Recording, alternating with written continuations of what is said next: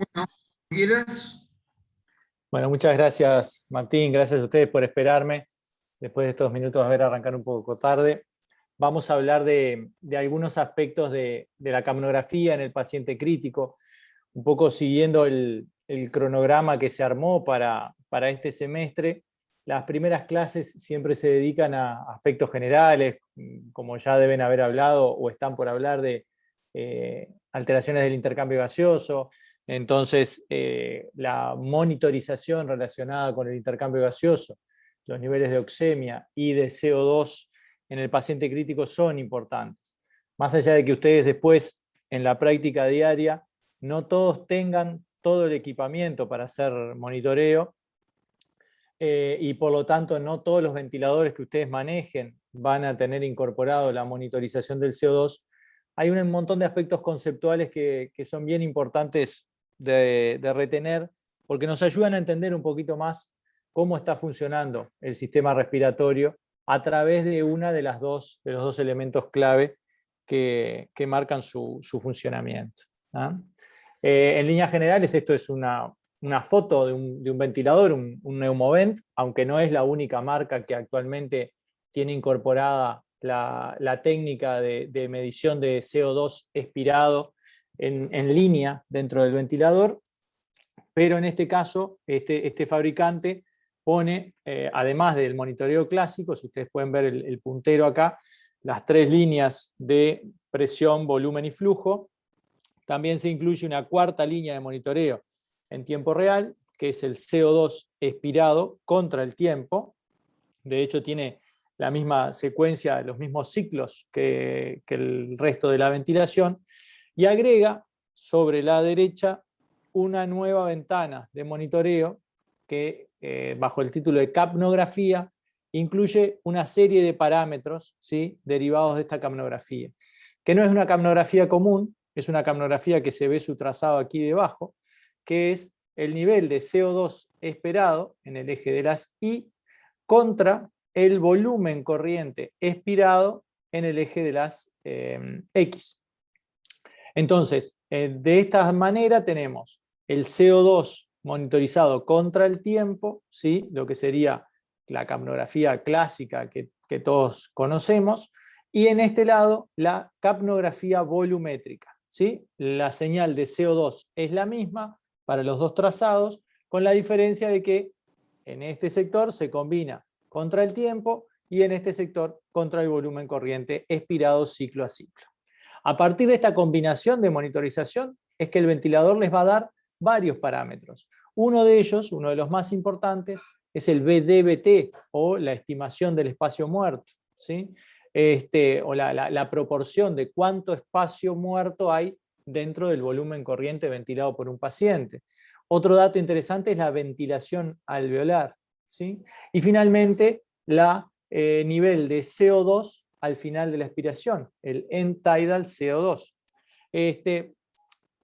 Toda esta información, si bien está disponible, es cuantificable, se puede utilizar para la toma de decisiones, habitualmente la ignoramos. De hecho, nosotros, cuando pensamos en la capnografía, tomamos que el dato que vamos a obtener de un paciente al que le estamos monitorizando el CO2 expirado es justamente ese CO2 al final de la expiración. La idea de un poco de esta charla, que más allá de las bromas espero que sea breve, es aportarle un poco más de sentido a toda esa monitorización y por qué puede ser importante tener esos datos extra más allá del nivel de CO2 al final de la expiración. Para arrancar, bueno, ¿qué es lo que estamos midiendo cuando medimos CO2? En realidad, el CO2 forma parte del par metabólico con el oxígeno. O sea, nosotros, cuando hablamos de sepsis, de función celular en los diferentes órganos y tejidos, hablamos de consumo de oxígeno, y ese consumo de oxígeno, cuando se desarrolla a lo largo del ciclo de Krebs, ¿sí?, consume oxígeno, forma moléculas de alta energía, obtenemos ATP, pero junto a la formación de ATP vamos a tener también la formación de moléculas de anhídrido carbónico. Entonces, de alguna manera, cuando nosotros medimos el CO2 a nivel arterial, estamos midiendo la presencia de un gas que se produjo en las mitocondrias, que atravesó las membranas mitocondriales, llegó al espacio plasmático. Ese pasaje de CO2 a través de todas las membranas ocurre en una parte por difusión, o sea, es un gas que difunde a través de las membranas, pero también está asociado con un mecanismo que se ve aquí debajo, donde está la flecha azul, que era la difusión facilitada. O sea, un CO2 que se hidrata y se transforma en bicarbonato a través de la ecuación de Henderson y Hasselbalch, y atraviesa las membranas bajo las distintas formas, ¿sí? Es así que cuando lo tenemos medido en sangre arterial, tenemos que tener claro que ese CO2 es producto del metabolismo celular y que de alguna manera medir los niveles de CO2 en sangre, obviamente que está muy influenciado por la capacidad de ventilación, pero esa ventilación se puede transformar en el paso limitante para la acumulación de CO2 que viene del metabolismo celular. Entonces no va a ser lo mismo tener niveles de CO2 arterial en un paciente con hipermetabolismo o en un paciente que está sedado y curarizado en anestesia. Y por lo tanto, la ventilación adecuada para ese paciente va a estar en función de su consumo de oxígeno y de su producción de CO2, y no tanto en un número fijo a través del cual podamos definir que un valor de ventilación de volumen minuto, por ejemplo, es el ideal para un paciente. Recuerden, tenemos que respirar en función de lo que consumimos de oxígeno y lo que producimos de CO2. Y como ustedes habrán visto, y si no se dieron cuenta, lo recordarán de antes, el CO2 tiene que ver entonces con el metabolismo celular, con el equilibrio ácido-base, con la ventilación y en definitiva también con el intercambio gaseoso. A nivel alveolar es donde estamos más acostumbrados a pensarlo el CO2, ¿sí? Recordando que es aquí donde nosotros habitualmente intentamos modular la cantidad de CO2 que va a haber en sangre a través de la ventilación alveolar. Esto probablemente ha sido producto de una deformación de uso, pero nosotros habitualmente nos acostumbramos a pensar en normo, hiper o hipocapnia, relacionado con mecanismos de ventilación alveolar y de volumen minuto. ¿De dónde viene la idea de que el CO2 es importante para evaluar la difusibilidad que tiene a través de los tejidos? Bueno, viene de que se lo asocia muchas veces con un primo cercano, que es el monóxido de carbono, ¿sí? El monóxido de carbono es el gas que nosotros habitualmente utilizamos, o que se utiliza sobre todo en neumología, para medir la capacidad de difusión del tejido alveolar o de la membrana alveolo-capilar, ¿sí? Si ustedes ven en estos esquemas de aquí de la derecha, lo que se intenta hacer con los pacientes cuando se mide la difusión de monóxido de carbono es que el paciente inspira una cantidad de monóxido, esto es un volumen corriente que entra al paciente, el paciente retiene ese volumen corriente dentro del tórax, ¿sí? Por eso se mantiene constante, y al mismo tiempo se evalúa la concentración de monóxido de carbono, que al inicio se mantiene constante mientras se va rellenando todo el espacio alveolar, y luego sufre una caída. Esta caída, ¿sí?, es la difusión que ha pasado desde el sector alveolar hacia el capilar, y por lo tanto al evaluar esta pendiente se evalúa si un paciente tiene más o menos capacidad de difusión. Algo similar ocurre con el anhídrido carbónico, pero es más efectivo todavía, ¿sí? Y por eso se equilibra rápidamente a través de las membranas, y por lo tanto tiene gran capacidad para afectar el pH intracelular de todas las estructuras que atraviesa, y por eso el CO2 está progresivamente cada vez más vinculado a la modulación de un montón de procesos biológicos, y desde hace bastante tiempo se ha cambiado su visión. Originalmente se pensaba que era solo un producto de descarte de ese metabolismo celular, pero ahora cada vez se lo ha incorporado a mayor número de señales intracelulares y procesos que son modulados por el CO2 en sí mismo, por cambios del pH o por regulación del bicarbonato a nivel celular, producto de esta alta capacidad de difusión que tiene. La idea de medir el CO2, tanto en sangre arterial como expirado, es muy vieja. De hecho, este diagrama, que es del año 1859, muestra un sistema en el cual se trataba de cuantificar la cantidad de CO2 exhalado, convirtiéndolo en ácido carbónico y después pesándolo como una manera de evaluar cuánto CO2 estaba expirando este voluntario. Con el paso del tiempo, nosotros hemos adquirido herramientas un poco más sofisticadas que nos ayudan a entender un poquito más los mecanismos a través de los cuales se produce, se transporta y se elimina el CO2. Y como les decía, nos vamos a enfocar fundamentalmente en el rol del CO2 a la hora de evaluar la función pulmonar en el paciente crítico, sobre todo, y en el paciente ventilado en general. Para poder entender esto, tenemos que entender que la estructura, el tejido pulmonar, es una estructura compleja, ¿sí? Una estructura compleja que está compuesta por múltiples componentes, algunos claramente diseñados para el intercambio gaseoso, como es la pared alveolar, la estrecha cercanía con el sector capilar, pero todas estas estructuras están dentro del tejido pulmonar, aunque muy pocas veces las tomamos en cuenta. De hecho, a lo largo de toda la carrera nosotros hacemos un esfuerzo para que una estructura tan compleja la podamos ir simplificando para entender algunos mecanismos que funcionan a través de ella. El problema es que creo que hemos ido simplificando demasiado esta estructura.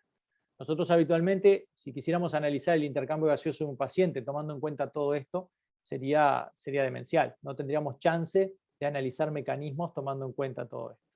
Por eso tratamos de reducirnos. Es decir, bueno, vamos a tratar de entender que en el pulmón hay solo alvéolos, capilares, bronquiolos y su relación con los vasos sanguíneos.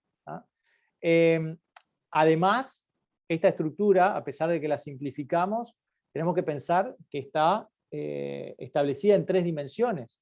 De hecho, en algún momento, ya lo vieron o lo van a ver, analizamos las propiedades del intercambio gaseoso a través de las zonas de West, pensando qué relación tiene la distribución del aire y la distribución del flujo sanguíneo a través de los distintos sectores pulmonares. Y rápidamente asumimos que todos los alvéolos están rodeados de más o menos la misma cantidad de capilares, entonces hablamos de alteración BQ, o de shunt, o de hipoventilación, como que fuera un proceso homogéneo dentro del tejido pulmonar, y empezamos a pensar que el pulmón son pequeñas burbujitas que están llenas de aire y que a partir de ahí se empiezan a intercambiar, a intercalar e interactuar con estructuras capilares.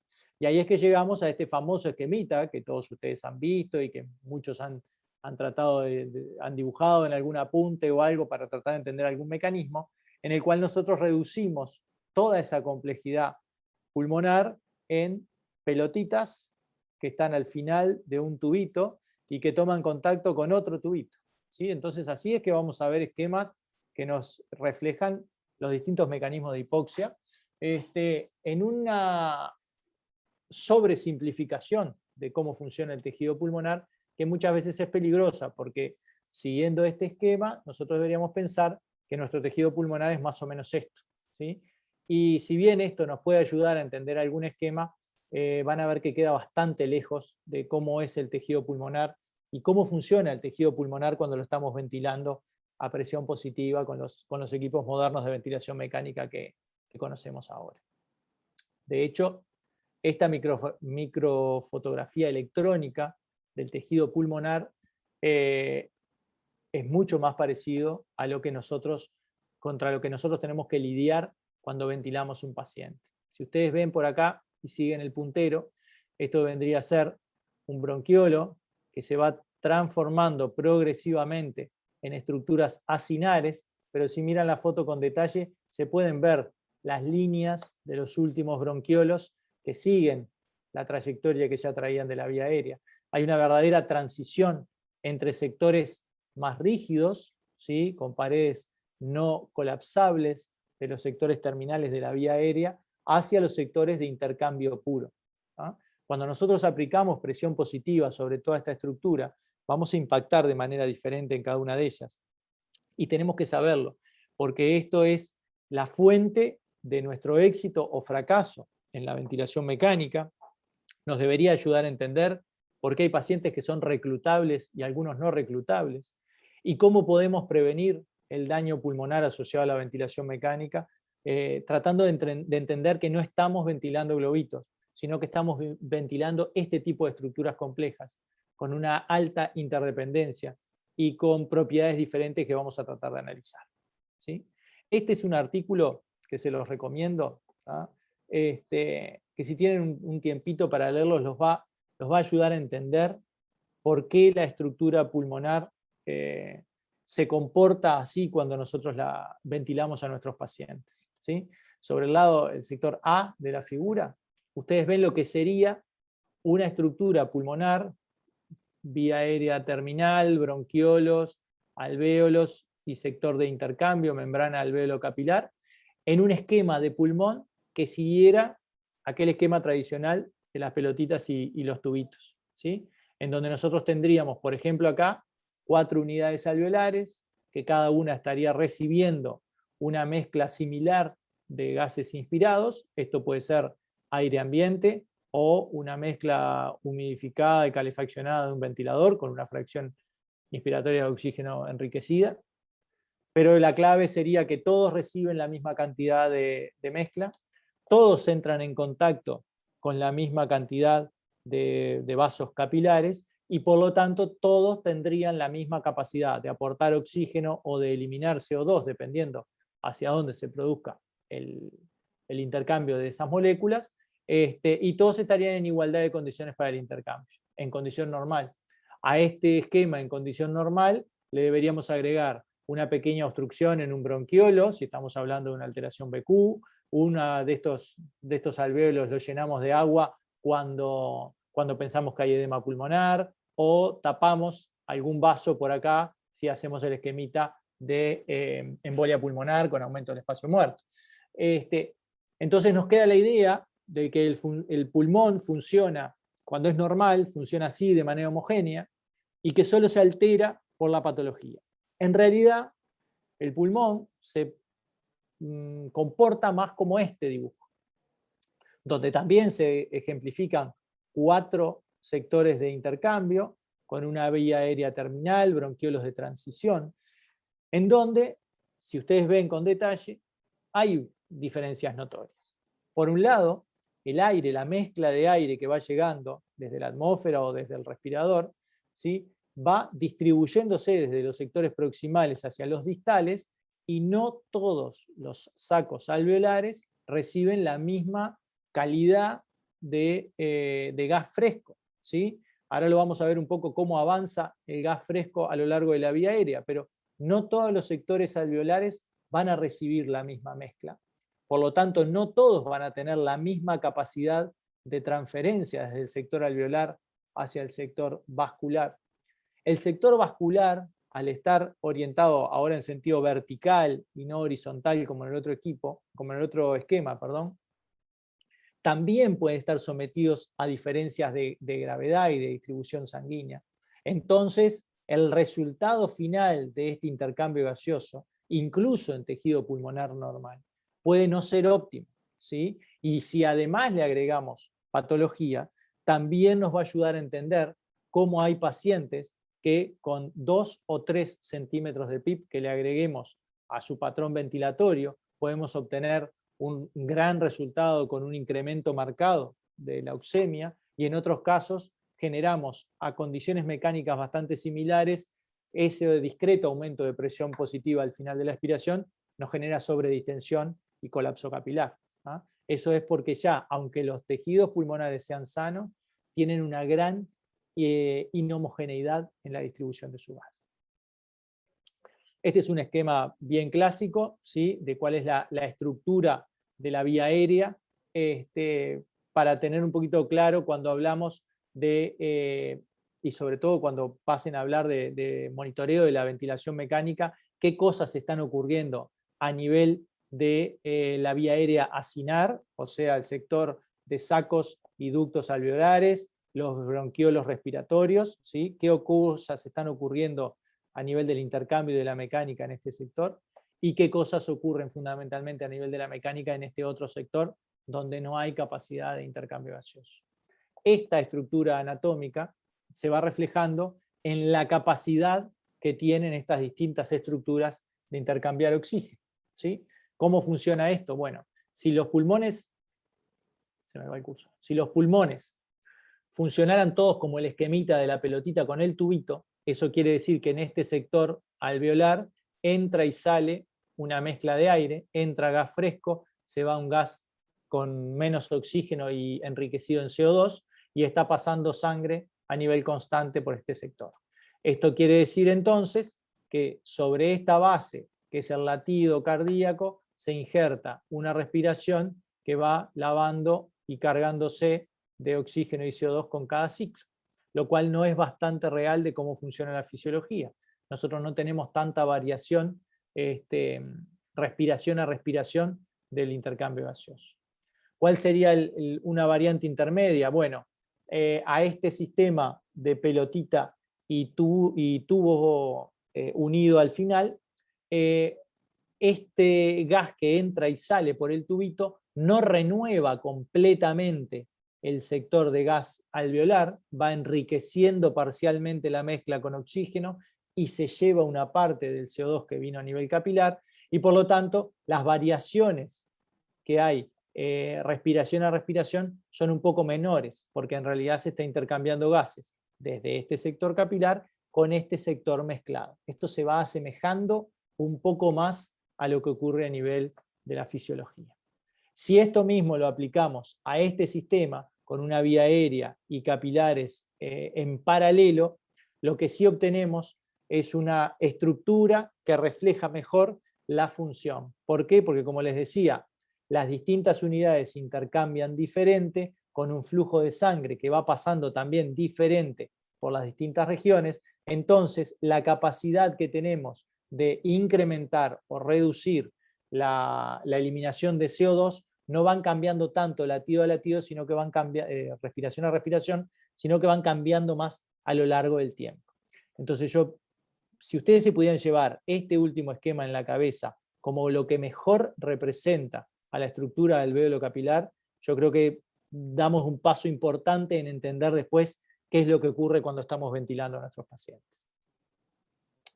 Les voy a robar 2 minutos de tiempo para un poquito más de fisiología y fisiopatología del intercambio gaseoso. Nosotros, de manera muy simplificada, pensamos que la ventilación alveolar está influenciada casi que linealmente por el volumen minuto. O sea, si yo estoy respirando 10 ciclos por minuto, medio litro cada vez, tengo un volumen minuto de 5 litros.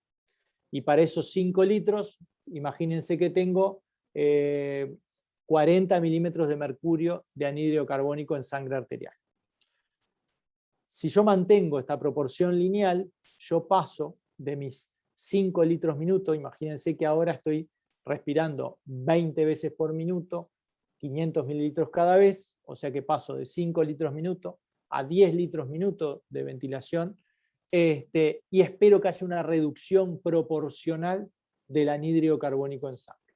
Eso rara vez ocurre. De hecho, son casi 99% de las veces la relación entre el incremento de volumen minuto y la reducción del anhídrido carbónico es poco lineal, o por lo menos puede ser lineal en un sector muy pequeño, cuando empieza a aumentar inicialmente el volumen minuto, pero llega un momento que ya la capacidad de eliminación del CO2 no está dependiendo de la capacidad que yo tenga de aumentar esa ventilación. Y eso ocurre porque a medida que el aire avanza en toda esa estructura, en todos los bronquios y los bronquiolos de transición, hasta llegar a ese sector de vía aérea acinar, el gas se va moviendo por 2 mecanismos diferentes.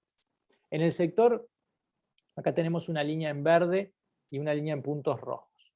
La línea de puntos verdes marca la progresión del gas a través de la vía aérea en todo el sector fundamentalmente de no intercambio de gases, ¿sí? Las distintas generaciones de ramas, de ramificaciones de la vía aérea están representadas en verde. En esta parte, yo sé que si yo aumento el volumen minuto, probablemente aumente el flujo en la vía aérea y por lo tanto debería tener una mayor ventilación alveolar, ¿sí? Esta relación entre el flujo, la presión que ejerzo y el tamaño, el diámetro de la vía aérea estaba marcada por una cosa que a lo mejor ustedes se acuerdan de fisiopatología, que era el número de Reynolds, ¿sí? El número de Reynolds era lo que nos marcaba el pasaje de un gas que se mueve de manera laminar a uno turbulento. Entonces la idea era mantener la mayor parte del tiempo posible un flujo de aire laminar porque nos genera menos resistencia y es energéticamente más eficiente que tratar de hacer avanzar el aire con un flujo turbulento. Y para eso hay una distribución progresiva de ramas en la vía aérea que intentan con estas bifurcaciones generar un flujo cada vez más laminar y cada vez menos turbulento. Ahora bien, cuando llegamos al sector de intercambio gaseoso, se pierde notoriamente el efecto lineal que veníamos trayendo, marcado por el número de Reynolds. De hecho, la línea en puntos verdes sigue, pero ya esta es una extensión que es teórica de hasta dónde podría llegar el flujo si solo dependiera de Reynolds, pero en rojo se ve a qué velocidad es que realmente ese gas va progresando en el sector más distal de la vía de aire. Y eso no está dependiendo, esta velocidad de movimiento no está dependiendo del tamaño que tenga la vía aérea o de la sección transversal que tenga la vía aérea a esa altura. Está dependiendo de un número matemático que se llama el número de Peclet, que en realidad lo que intenta reflejar es la velocidad con que se mueven las moléculas de aire a ese nivel, que es un movimiento casi browniano, o sea, que depende de la energía cinética de las moléculas. Por eso es que nosotros podemos aumentar el volumen minuto y llega un punto en que no podemos modificar más la eliminación del gas alveolar, porque ya a nivel distal, por mucho flujo que yo meta a lo largo de la vía aérea, a ese sector distal las moléculas solo van a avanzar con otra dinámica y no con la dinámica del esfuerzo respiratorio, ¿tá? De todas maneras, este sistema guiado por el número de Peclet también se va adaptando. De hecho, acá ahora tenemos marcado en verde lo que es un individuo en reposo, a qué velocidad se van moviendo las moléculas a lo largo de las distintas generaciones de acinos alveolares, y que cuando el individuo entra en ejercicio hay mecanismos que intentan aumentar el movimiento de gas a través de esos sectores, pero no cambian dramáticamente. ¿A qué voy con esto? Que nosotros cuando ventilamos un paciente tenemos que ser muy cuidadosos de qué es lo que hacemos con lo que ocurre en la vía aérea periférica. Y eso implica que tengamos conciencia de que tenemos distintas variables a modificar y que tendremos que personalizarlas a la hora de ventilar a nuestros pacientes para tratar de minimizar el daño inducido por la ventilación mecánica y para tratar de obtener la mayor eficiencia al momento de conectar un paciente al ventilador. Y como lo van a ver en las próximas charlas, eso va a depender, flujo, volumen, presión, adaptarse a las leyes de la mecánica pulmonar y ver cuánto podemos aplicar de esto a cada paciente. Esto que les pongo es simplemente un ejemplo de que a nivel distal probablemente estamos intercambiando mucho más oxígeno gracias al surfactante pulmonar que a lo que nosotros hagamos con el ventilador en el sector más grueso de la vía de aire, ¿sí? Estas son curvas de relación presión-volumen, ¿sí? En un equipo que mide tensión superficial, en donde vemos que el comportamiento del surfactante pulmonar es muy parecido a lo que ocurre con los bucles cuando hacemos bucles presión-volumen en el paciente ventilado. Entonces, el surfactante hace comportar al pulmón como si todo lo que hubiera dentro del pulmón fuera solo surfactante. Y de hecho, cuando mezclamos con el surfactante algún fármaco que destruye su tensión superficial, como puede ser el sevoflurano, la relación presión-volumen cambia dramáticamente en el tejido pulmonar. Entonces, la periferia del pulmón es el corazón del pulmón. tenemos que cuidarlo con el ventilador y con todos los mecanismos que sea posible para mejorar el rendimiento de esa membrana de intercambio. De hecho, el surfactante pulmonar es entendido cada vez más como una nueva membrana biológica que se encuentra de manera dinámica, trabajando solidariamente con la membrana alveolar y con la capilar pulmonar para optimizar el intercambio. Y a medida que avanza la investigación, la permeabilidad del CO2 es más conocida y probablemente en el futuro podamos mejorar la capacidad que tengamos de eliminar CO2, disminuir los requerimientos metabólicos y evitar la lesión asociada, la lesión pulmonar asociada por el ventilador al mejorar mejor nuestro manejo de la vía aérea periférica. ¿Por qué no podemos seguir simplemente eliminando CO2 al aumentar el volumen minuto? No solo por el tema de que tenemos el tope en la eliminación a través de las membranas, sino porque eso es de un costo de energía brutal. Probablemente cuando avancemos en los temas vamos a hablar también del driving pressure y el mechanical power. Estas son maneras de intentar de medir cuánta energía transferimos con el ventilador al tejido pulmonar. Entonces, si nosotros pretendemos eliminar el CO2 solo aumentando el volumen minuto, además de que va a ser una estrategia bastante limitada en el tiempo, también nos va a generar una transmisión de energía brutal desde el ventilador hacia el tejido pulmonar y por lo tanto mayor daño pulmonar asociado.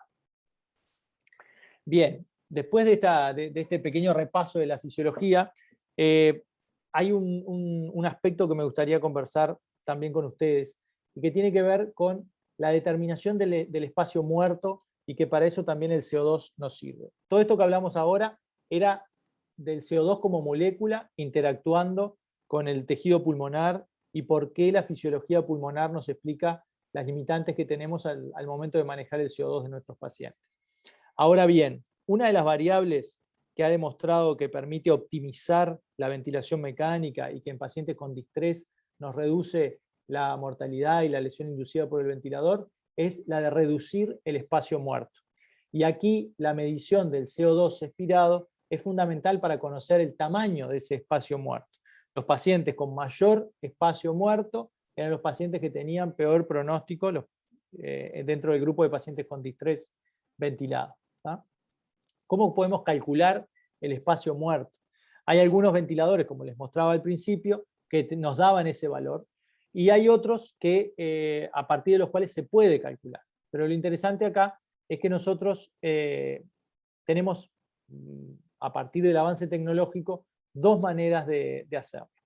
Uno es utilizando el CO2 expirado junto con el CO2 arterial, y el otro es utilizando solamente el CO2 expirado. ¿tá? Y cada una de esas técnicas tiene un pienso detrás, un razonamiento, que es un poco el que voy a repasar con ustedes. ¿tá? Una de las técnicas es la medida del espacio muerto a través de la propuesta de Bohr. ¿sí? Bohr lo que partía era de algunas premisas. Una es la ley de conservación de las masas aplicadas al CO2 pulmonar. Me río porque ahora no les estoy viendo las caras, ¿no? Pero cuando hablábamos en el anfiteatro de esto, hablaba de la ley de conservación de las masas, digo, la masa es la que les estoy aplicando ahora con el teórico, pero bueno, serán recompensados. La ley de conservación de las masas aplicadas al CO2 pulmonar, básicamente lo que quiere decir es que nosotros vamos a hacer de cuenta es que el CO2 expirado es igual al CO2 que tenemos en el sector alveolar. ¿tá? O sea que no se está perdiendo nada de CO2 dentro de nuestro sistema. Entonces, si aceptamos que el CO2 expirado es igual al CO2 alveolar, cuando nosotros expiramos, lo hacemos moviendo un volumen corriente. Entonces, ese volumen corriente que contiene el CO2 expirado tiene que ser igual al volumen corriente que llega al espacio alveolar y que tiene al CO2 alveolar. ¿ah? Si esto es así, entonces nosotros podremos decir que este CO2 expirado que está dentro del volumen corriente expirado, en realidad tiene que ser igual al volumen corriente que está en el espacio alveolar, ¿sí?, menos ese pequeño espacio, esa pequeña porción de volumen corriente que forma parte del espacio muerto y que por lo tanto no intercambia CO2. Entonces, si movemos, traslocamos estos dos componentes, podríamos decir que el volumen de espacio muerto medido a través del CO2 tiene que ser igual al volumen corriente que está en el espacio alveolar menos el volumen corriente que sale por la boca y que es el que nos permite medir el CO2 expirado. Simplificando y sacando de estos dos componentes el volumen corriente, podemos decir entonces que el espacio muerto que incluye este CO2 en el sector alveolar tiene que ser igual al CO2 alveolar menos el CO2 expirado. O por lo tanto, la fórmula como la conocemos de memoria, que es el espacio muerto, es Paco menos Peco sobre Paco. ¿Ah?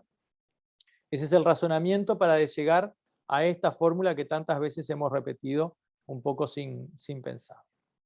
Ahora bien, esto era utilizando solo el aire, el CO2 expirado. ¿Qué es lo que ocurre con la fórmula de Enghoff? Enghoff lo que agrega es el CO2 arterial. ¿Por qué? Porque no parte de aquella ley que decíamos que se conservaba el CO2 en todo el sistema. Entonces él plantea que en la fórmula que obtuvimos desde Bohr, él sustituye al CO2 alveolar por el CO2 arterial. Entonces la fórmula nos va a quedar que con el CO2 arterial menos el CO2 expirado sobre el CO2 arterial podemos conocer el espacio muerto de nuestro paciente. La ventaja que tiene esto es que no en todos lados podíamos medir el CO2 alveolar y por lo tanto sí podemos hacer una gasometría y conocer el CO2 arterial de nuestro paciente y medir el espacio muerto. La contra que tiene es que primero tenemos que pinchar a los pacientes, segundo tenemos que tener una medida del CO2 expirado y no necesariamente estamos midiendo solo el espacio muerto. ¿Por qué? Porque si nosotros partimos de la base que cada vez que tenemos un CO2 expirado que baja en sus valores, o sea, pasa de 40 a 35, mientras que el CO2 arterial se mantiene en 42, ¿ah? Podemos decir, bueno, teníamos 42 en la sangre y 40 en el expirado. Ahora tenemos 42 en la sangre y 35 en el expirado. Necesariamente tiene que haber aumentado el espacio muerto, entonces menos CO2 sale por la barrera alveolo capilar, lo mido en menor cantidad en el CO2 expirado y eso es porque aumentó el espacio muerto. Pero no solamente, porque también si yo tengo mucho shunt, puedo tener extensas áreas de sectores alveolares que están ocupados por líquido y limitan la salida del CO2 a través de esos espacios y al medir entre arteria y expirado tengo un CO2 que disminuyó en el expirado no solo por espacio muerto, como sería el ejemplo C aquí, sino que también podría estar sumándose las unidades que tienen shunt, porque me está incluyendo a todas los que tengan BQ y a las que tengan shunt también. ¿Ah? Entonces, la fórmula de Bohr es un poco más compleja, pero es la que realmente refleja la medida del espacio muerto pulmonar. ¿A qué voy con todo esto? A que la capnografía volumétrica me permite, con la eliminación de CO2 contra el volumen corriente expirado de los pacientes, tener una medición de todos los componentes de la ecuación de Bohr simplemente analizando el CO2 expirado. Entonces voy a tener una estimación del espacio muerto anatómico, una estimación del espacio muerto funcional, o sea, de la ventilación alveolar, a punto de partida de determinar este punto en la fase 2, voy a tener la estimación del CO2 alveolar y voy a tener la estimación del CO2 al final de la expiración. ¿Ah? Este capnograma, como ustedes pueden ver, tiene solo una rama. ¿Sí? El otro capnograma, el que parece el lomo de un elefante, que lo vamos a ver después, que es el CO2 contra el tiempo, tiene las dos ramas, inspiración y expiración. Este solo tiene la expiración. El monitoreo nos va a mostrar siempre estas tres fases, la fase 1, 2 y 3, que reflejan cómo el CO2 va llegando desde los sectores más profundos del sector alveolar hasta la boca de los pacientes, ¿no? Esta técnica, que de a poco espero que se vaya incorporando en los ventiladores, nos va a permitir ajustar muchos de los parámetros ventilatorios, ¿sí? Nivel de PIP, nivel de aporte de volumen, nos va a poder ayudar a estimar algo del monitoreo hemodinámico, y creo que de a poco tiene que irse ganando un espacio porque es no invasivo, utiliza casi que el mismo equipo que usamos habitualmente, es simplemente que un ventilador tenga un módulo más y nos puede dar información muy, muy importante, ¿tá? Acá les voy a mostrar un pequeño ejemplo. Este era el ventilador que teníamos al inicio de la charla, en donde el paciente estaba en una ventilación controlada por presión. Ustedes ven aquí la señal de presión que hace una meseta. Para obtener esta meseta en la presión utilizamos una onda de flujo que es desacelerada, como caracteriza este modo ventilatorio. Esto hace generar un volumen corriente, ¿sí?, que se ve en verde durante la insuflación y en rojo durante la expiración. Cuando el paciente expira, el capnograma se pone rojo, igual que toda la expiración, y asciende hasta, en este caso, un nivel cercano a 40-39 milímetros de mercurio. En la inspiración se pone verde y el CO2 cae a cero. Además de tenerlo en controlada por presión, tenemos una presión de corte de 15 centímetros de agua, por lo tanto la excursión de la presión va acá desde 0 a 15, y lo tenemos para magnificar el efecto que quiero lograr en la monitorización del CO2, lo tenemos transitoriamente a nuestro paciente con 0 de PIP, ¿sí? Por lo tanto, en estas condiciones, el paciente tiene un CO2 expirado de 39 milímetros de mercurio, una ventilación alveolar de 249 mililitros. Presten atención que estos 249 son específicamente los que están formando parte del intercambio gaseoso. Tenemos 123 mililitros que no están formando parte del intercambio, que entran en zona de espacio muerto, ¿sí? Y por tanto, la relación BDBT cae a... perdón, cambié la diapositiva. Está en 0,33. Cuando el mismo paciente, en las mismas condiciones, pero ahora con 6 de PIP, después de pasados algunos minutos, ¿qué es lo que obtenemos? La ventilación alveolar pasó de 249 a 294, o sea que ganamos ventilación alveolar. Seguimos teniendo un volumen de espacio muerto, voy a ir para atrás, que también creció de 123 a 140, pero en proporción cae la relación BD-BT, y eso lo confirmamos después de unos ciclos con que el CO2 expirado luego de varios minutos cayó a 35. O sea que mi paciente, que antes estaba con 39, ahora tiene 35 porque ya lavó parte del CO2, porque corregí el shunt al que le había inducido a mi paciente al pasarlo a PIP de 0. Cuando le pongo 6, gano espacio en el sector alveolar y el paciente elimina mejor el CO2. ¿Ah? Y esto, que se ve artificialmente en un paciente que lo cambio de 0 a 6 el nivel de PIP, también lo podemos ver si lo pensamos como una guía para ver en qué punto de la escala de la relación presión-volumen tengo a mi paciente. No se olviden que nosotros estamos realizando una ventilación que se mueve en volúmenes corrientes pequeños, que es como si fuera un diente de sierra, pero que está parado en algún punto de la relación presión-volumen, ¿sí? Entonces, cuando nosotros subimos o bajamos la PIP y pasamos del punto 1 al punto 2, estamos caminando por esta curva presión-volumen, y la capacidad de intercambio gaseoso, junto con la mecánica, es la que nos va a ayudar a definir en qué punto pasé, si estoy en un sector de colapso a un sector de buena relación presión-volumen, o me excedí y llegué al punto 3 de sobredistensión.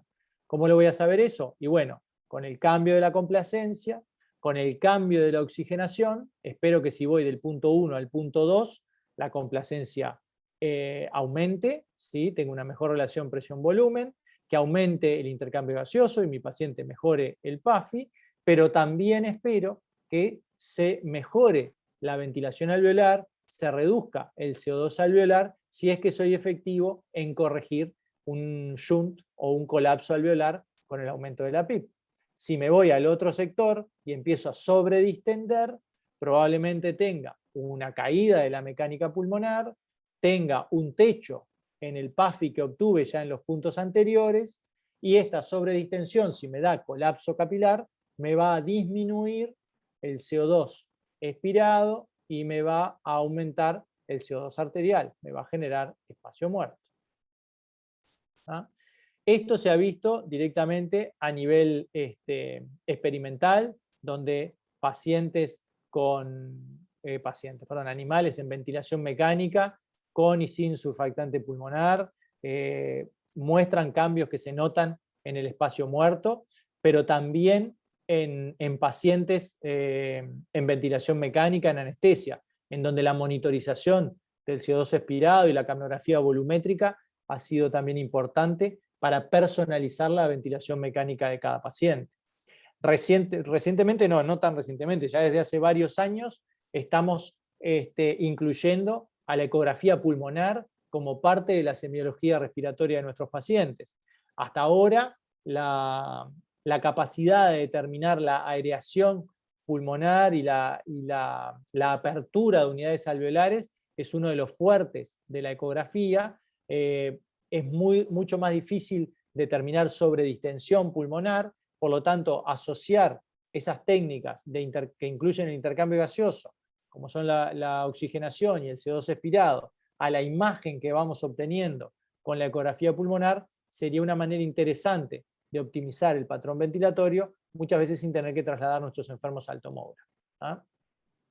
En líneas generales, puede ser que no todos tengan la capnografía volumétrica en sus ventiladores, pero simplemente medir el CO2 expirado y la complacencia pulmonar cuando hacemos maniobras de reclutamiento o cuando hacemos ajustes de PIP y de volumen corriente de nuestros pacientes, nos puede ayudar a determinar cuáles son las mejores proporciones que tenemos entre la mejor mecánica y el peor intercambio gaseoso para definir en qué sector podemos dejar a nuestros pacientes. ¿Tá?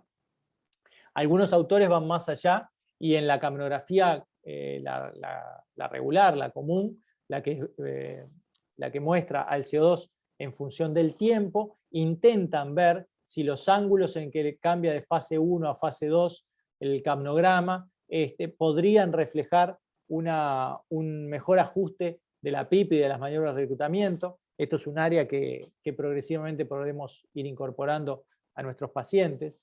Y esto es un ensayo clínico bastante interesante en que se ve lo que yo les decía de que el CO2, además de estar dependiendo de la ventilación y de la ventilación alveolar, está dependiendo del metabolismo celular.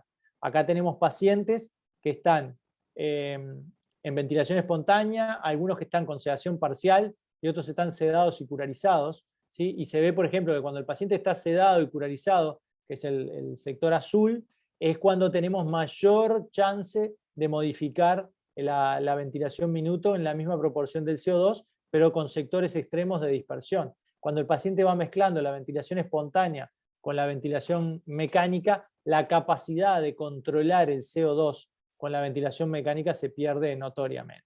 ¿Tá? Nosotros hicimos una pequeña experiencia de capnografía volumétrica con pacientes en el posoperatorio de cirugía cardíaca. Ustedes saben que en estos pacientes la ventilación mecánica se espera que sea por pocas horas y que con niveles discretos de PIP el paciente pueda despertarse y salir del ventilador en tiempo corto.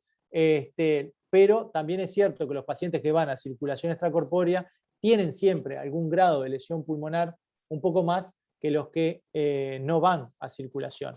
Entonces, ajustar, aunque sea por pocas horas, el nivel de PIP de estos pacientes parecía interesante, sobre todo para minimizar el daño pulmonar y maximizar la oportunidad de extubación rápida de estos enfermos. Entonces lo que hacíamos era, en los primeros 30 o 40 minutos que el paciente llegaba de su posoperatorio de cirugía cardíaca, lo sometíamos a una escalera creciente de 4 niveles de PIP, 3, 5, 7 y 9 centímetros de agua, y lo hacíamos salvo que hubiera shock, o que el paciente tuviera sincronías durante su despertar, o que estuvieran haciéndose otros procedimientos y no íbamos a interferir con ellos por una medida de la complacencia y la capnografía volumétrica.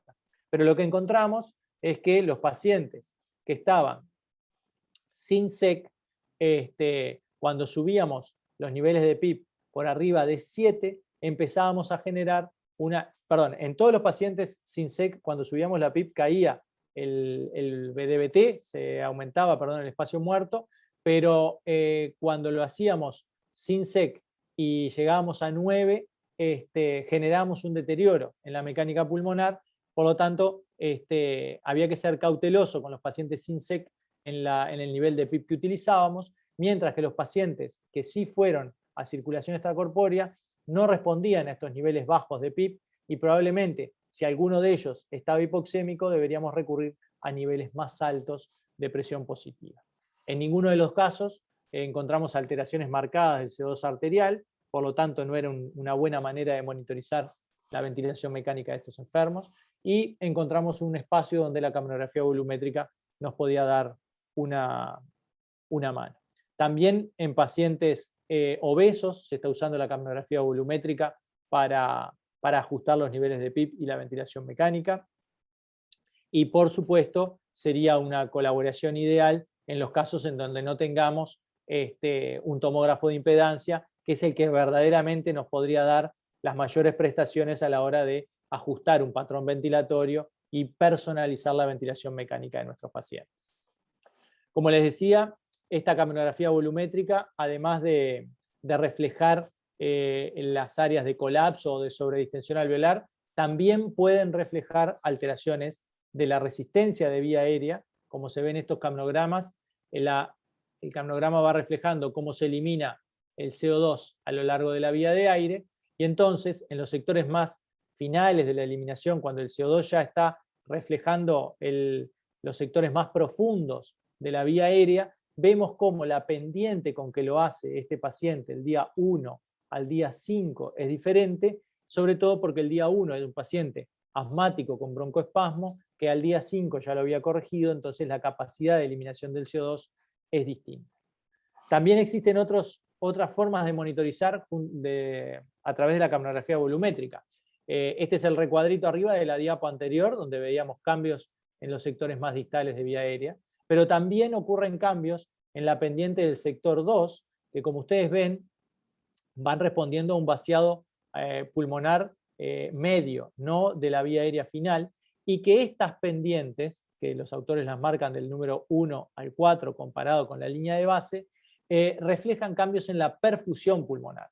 No se olviden que el CO2 que estamos midiendo en la expiración tiene que ser conducido por el sector capilar y tiene que encontrar alvéolos abiertos para poder realizar el intercambio. Entonces, muchas veces cambios en estas pendientes nos van a reflejar mayor o menor perfusión pulmonar y nos pueden guiar en la reposición de nuestros enfermos o en llegar a determinar cuándo es o cuánto es el nivel de PIP óptimo para un paciente, si vemos que, llegado a un punto, ascensos de la PIP nos generan cambios en esta pendiente, probablemente estén reflejando colapso capilar asociado a sobredistensión alveolar. Y es así que los autores lo proponen como una buena guía para valorar no solo ventilación, sino la relación ventilación-perfusión en modelos de animales ventilados. Como última parte, para no aburrirlos más con esto, voy a hacerles un pequeño repaso de lo que es la capnografía clásica. Una capnografía clásica que utiliza mucho la anestesiología, y nosotros con el paso de los años la hemos ido perdiendo, pero que realmente nos brinda mucha información. Si estuviéramos más acostumbrados a utilizarla, probablemente haríamos una mejor ventilación mecánica. Como cosa global, la capnografía, como les mostraba en la foto del ventilador, tiene un sector de inspiración, que se ve A, marcado como A. Después tenemos la fase 1, que la marcan como B, la fase 2, la fase 3. ¿Sí? El paciente empieza, la A es la inspiración, o sea que el CO2 expirado es 0, y luego empieza a aparecer progresivamente hasta que llega al final de la expiración, que acá estaría en el punto E, y luego arranca la nueva inspiración. La idea es que un buen capnograma tiene, en el sector aquí marcado como D, tiene que tener una tendencia a la meseta. Cualquier alteración en este nivel que le impida llegar a la meseta al paciente implica un impedimento en el vaciado pulmonar y en la expiración del gas alveolar.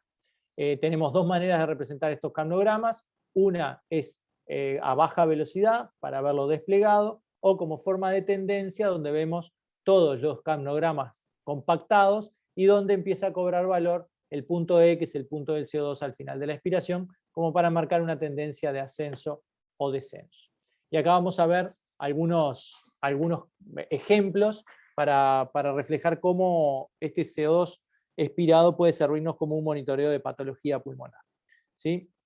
Acá tenemos un CO2 expirado de un capnograma de neonato, ¿sí? Donde hay menos tendencia a hacer meseta que en el adulto, ¿sí? Pero que acá lo ven cuando en el sector A no tiene surfactante, o sea que hay colapso alveolar y pobre capacidad de expiración, a cuando le dan surfactante al neonato y la capacidad de expiración aumenta y por lo tanto seguramente la mecánica también debe haber cambiado en este paciente. Es fundamental, y anestesia lo usa permanentemente para chequear la posición de la sonda orotraqueal, ¿sí? Más allá de cambios en el perfil de si hace o no meseta, el cambio rítmico del CO2 cuando el tubo está en la tráquea es característico a cuando está en el esófago. ¿Ah? ¿Qué es lo que ocurre cuando nuestro paciente está reinhalando CO2, ya sea porque está en un circuito que le impide expirar el CO2, hay algún desperfecto en la válvula expiratoria, la línea de base va subiendo?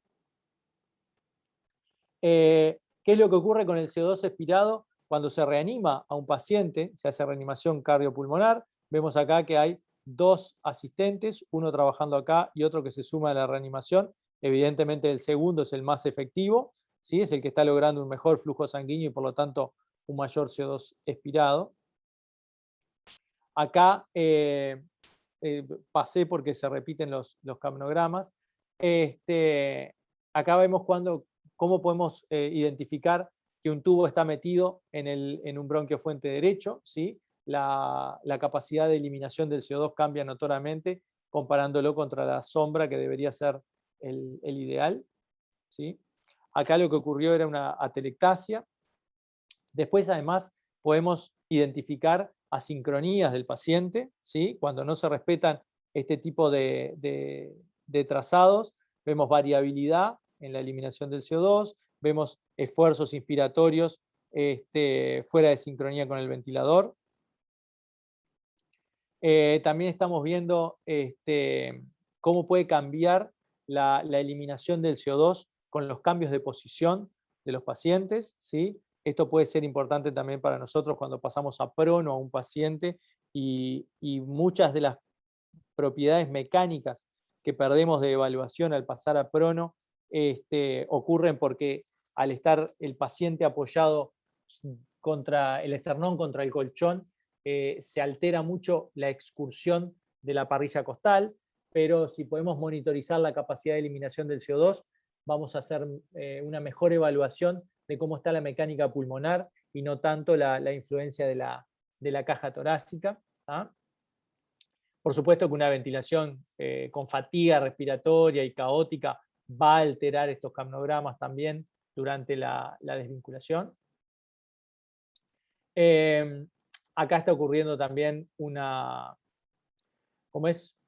reinhalación en el paciente, probablemente hay una obstrucción de la válvula expiratoria, y en el caso de abajo lo que se ve es un cambio artificial del CO2 expirado. Un paciente que durante una reanimación cardiopulmonar se le hace bicarbonato de sodio, acuérdense que el bicarbonato rápidamente se va a convertir en agua y CO2, y el CO2 empieza a encontrar en el aire expirado. ¿Ah? Bueno, con esto quería repasar un poquito las distintas utilidades de la capnografía en la monitorización. Recuerden como tres cosas claves, ¿sí? La capacidad que tenemos de eliminar el CO2 depende en parte por la ventilación, por el volumen minuto, pero fundamentalmente por las propiedades mecánicas de los sectores más distales del tejido pulmonar. es fundamental cuidarlo durante la ventilación mecánica. Segundo, cualquier nivel de monitorización que agreguemos a nuestros pacientes va a ser beneficioso si los comprendemos más. Y por tanto, necesitamos comprender más el CO2 lineal y la capnografía volumétrica. Y probablemente en el futuro podamos personalizar mejor la ventilación mecánica de nuestros pacientes si la utilizamos, esa capnografía volumétrica, para determinar el espacio muerto en el paciente ventilado. Así que bueno, muchas gracias. Si hay alguna pregunta, a las órdenes. Muchas gracias, Arturo.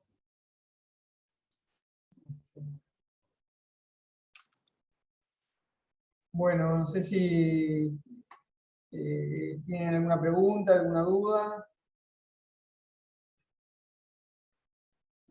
Agradecemos que están vivos.